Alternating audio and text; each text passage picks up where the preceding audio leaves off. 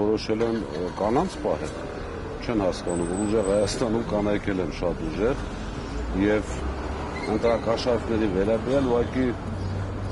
մեր ժողովուրդը շատ ճիշտ արդեն սկսել է գնահատել նույն ընտրակաշառքներով, գիտեք,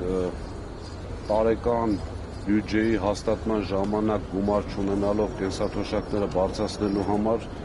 ընտրությունից 2 ամիս առաջ բարձրացնում են, մի հատ էլ ասում են, դե միշտ չես կերել, ես բարձրացված թոշակով կուտես, դրանից լավ նախընտրական կաշառք կարող է լինել եւ ամենակարևորը, որ անգամ Սամվել Կարապետյանից այսպես շակերտների մեջ խլած հեծում են ընտրակաշառք բաժանում աշխատավարձ բարձրացնելով իր հաշվին, իր շահույթի հաշվին, իր գումարների հաշվին։ Եթե այդքան ազնիվ են, թող ես չեմ սիրում ընդհանրապես մեզ մեղադրանք ներկայացնելուց ասեմ, բա դուք էլ ես եք արել, բայց ոչ մի այսպես տրամաբանության մեջ դա չի տեղավորվում։ Հասկանալի է, որ գնալով ճնշումները մեծանալու են եւ սրանք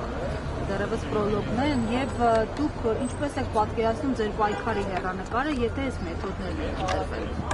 Հիմա տեսեք, ռեպրեսիվ միջոցները կիրառելուց հետո անգամ ապրիլ 11-ի հանրահավաքը տեսել ենք բոլորս, երևի թե իրենց իշխանության օրոք եղած ամենամեծ հանրահավաքն էր Ազատության հրապարակում, որևէ ձև չենք պատկերացնում, բոլորս էլ պատրաստ ենք եւ ազատազրկման, եւ իրենց հետ կռիվ տալու, այսպես քաղաքական առումով։ Չեմ կարծում, որ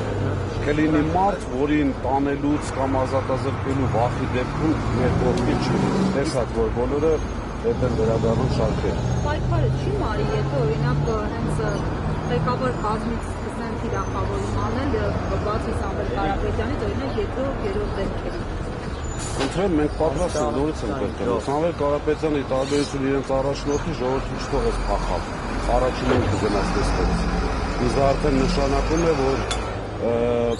մեր ժողովուրդը տեսել է ղեկավարի կամքը եւ հիմա էլ տեսնում է անգամ ղեկավարի կամքը պայքարելու համար 1 միլիարդանոց ընկերություն կորցնել, 6 ամիս ազատազրկման ուրեմն